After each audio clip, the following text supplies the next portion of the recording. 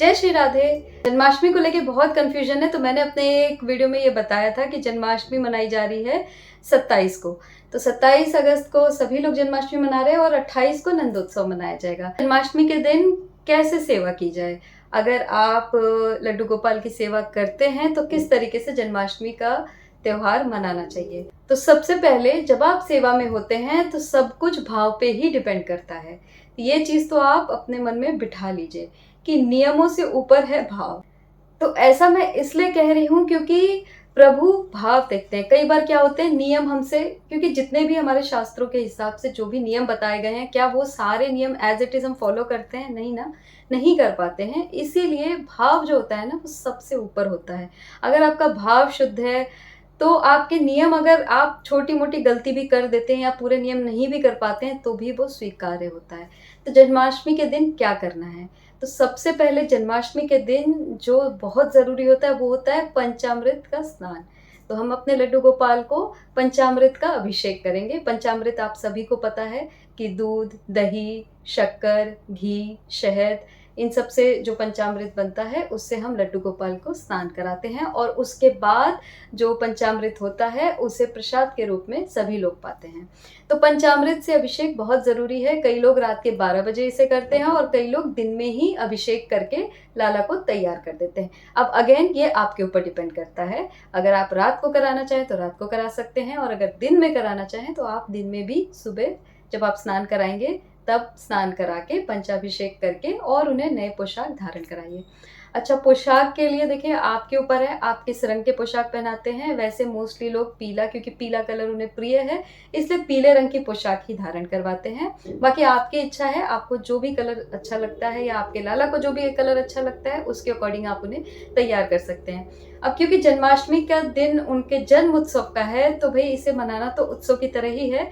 तो सबसे पहले तो उनका श्रृंगार, खूब सुंदर सा श्रृंगार कर लीजिए लाला का। अगर आपके लाला का जो श्रृंगार है वो निकल रहा है कुछ कहीं से भी, तो अभी 2-3 दिन है, उससे पहले ही लाला का श्रृंगार अच्छे से कर दीजिए। तो पूरा श्रृंगार कर दीजिए। उसके बाद जन्माष्टमी के दिन सारे आभूषण, जो भी चीज़ें आपके लाला जो जो भी पहनते हैं वो सब पहना के उन्हें अच्छे से तैयार कीजिए। जितना श्रृंगार आपकी सक्षमता के अनुसार आप कर सकते हैं और जितना उनको प्रिय है, पर्टिकुलरली आपके लाला को, क्योंकि आपके लाला हैं तो आपको पता होगा वो क्या क्या श्रृंगार पसंद करते हैं, तो वो सारा श्रृंगार कीजिए।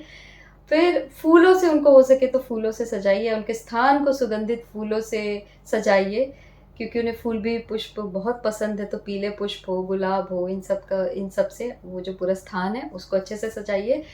और जन्माष्टमी के दिन क्योंकि झूले का बहुत अधिक महत्व है, झूले में झुलाया जाता है, तो झूले को भी अपने बहुत अच्छे से सजा लीजिएगा उस दिन। दूसरी चीज़ आती है भोग। तो भोग में जैसा आप सभी को पता है कि सबसे इम्पॉर्टेंट तो होता है माखन मिश्री, जो उनको बहुत प्रिय है। तो माखन मिश्री का भोग लगता है। दूसरा धनिये की पंजीरी बनती है, वो भी आप बना सकते हैं। और जो जो भी उनको प्रिय मिष्ठान, मिठाई तो आप उनको ऑब्वियसली भोग में देंगे। इसके अलावा जो भी उनको प्रिय है, वैसे जो छठी होती है लाला की उस दिन कढ़ी चावल बनता है, लेकिन कई लोग जन्माष्टमी के दिन भी उन्हें भोग देते हैं। तो ये अगेन आपके ऊपर डिपेंड करता है। आप चाहें तो पूड़ी, खीर, हलवा, सेवियाँ जो भी मन करे, जितना हो सके उतना अच्छा अच्छा पकवान अपने लालजू के लिए बनाइए, उन्हें भोग लगाइए। कि सब भाव के ऊपर डिपेंड करता है और सबके लाला की चॉइसेस भी अलग होती है। जैसे मेरे ही दोनों बच्चों में एक को मीठा पसंद है और एक को चटपटा पसंद है, तो वैसे ही आपके लालजू को भी अलग अलग चीज़ें पसंद होंगी। तो उस तरीके से ही आप उन्हें भोग दीजिएगा, क्योंकि अल्टीमेटली जन्मदिन उनका है, तो उनकी खुशी के हिसाब से ही आप जो भी चीज़ें कर सकते हैं वो करिएगा। और उन्हें भजन बहुत प्रिय है, इसीलिए संकीर्तन भजन का इतना ज़्यादा वैष्णव में वैल्यू है, आप सभी जानते हैं। तो इसीलिए पूरे दिन भजन ज़रूर कीजिएगा। अगर सक्षम नहीं है, हेल्थ इश्यूज़ है या बिज़ी हैं, कुछ भी ऐसे घर की चीज़ें हैं जिस वजह से आप स्वयं भजन नहीं कर सकते, तो अपने टीवी में, अपने फ़ोन में, जहाँ उनका स्थान है वहाँ भजन ज़रूर प्ले कीजिएगा। अब बारी आती है रात्रि सेवा की। तो देखिए ऐसा होता है कि मोस्टली लोग तो अपने लालजू को 12 बजे जन्म जो करवाते हैं, वो 12 बजे अपने लालजू को, जैसे खीरे से जन्म होता है या अलग-अलग तरीके से मंदिरों में भी अलग-अलग तरीके से किया जाता है। तो जैसे भी जो भी जन्म करवाते हैं, तो वो तो 12 बजे तक अपने लालजू को जगा के रखते हैं। लेकिन अगर जैसे आप राधा रमन जी में देखेंगे तो वहाँ लालजू को शयन करा दिया जाता है, क्योंकि वो छोटे बच्चे के रूप में हैं, इसलिए रात भर उन्हें नहीं जगाया जाता है। तो हम भी अपने लालजू को सुला देते हैं। आपके ऊपर है, अगर आप 12 बजे जन्म करवाते हैं हर साल तो आप वैसे ही कीजिए, अदरवाइज आप अपने लालजू को सुला दीजिए वक्त पे। और अगले दिन यानी कि 28 को उनका नंदोत्सव मनाइए, जन्मोत्सव। तो ये भी आपके ऊपर ही डिपेंड करता है। अगर पर्सनली मैं बताऊं तो हम जो नियमित हमारा वक्त है उस पे लालजू को सुला देते हैं और नंदोत्सव के दिन जल्दी उठाते हैं। जन्माष्टमी का व्रत लोग रखते हैं और 12 बजे धनिये की पंजीरी से व्रत को खोला जाता है और अगले दिन भी ब्रह्म मुहूर्त पे कई लोग व्रत खोलते हैं। अंत में यही कहना चाहूंगी कि जन्माष्टमी हम सभी के लिए one of the most important त्यौहार है और इसे बहुत धूमधाम से खुशियों के साथ मनाइए।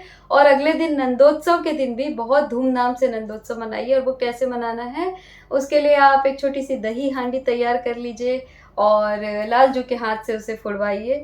इस तरीके से आप नंदोत्सव मनाइए, खूब भजन कीर्तन कीजिए, नृत्य कीजिए लालजू की खुशी के लिए। तो जो जो उन्हें अच्छा लगता है वो कीजिए, पालने में झुलाइए अपने पालने को सजा करके। तो इस तरीके से नंदोत्सव मनाइए और जन्माष्टमी के दिन बहुत अच्छे से लालजू का श्रृंगार कीजिए और अपना भी श्रृंगार बहुत अच्छे से कीजिए, बहुत अच्छे से तैयार होइए, क्योंकि उन्हें श्रृंगार बहुत प्रिय है।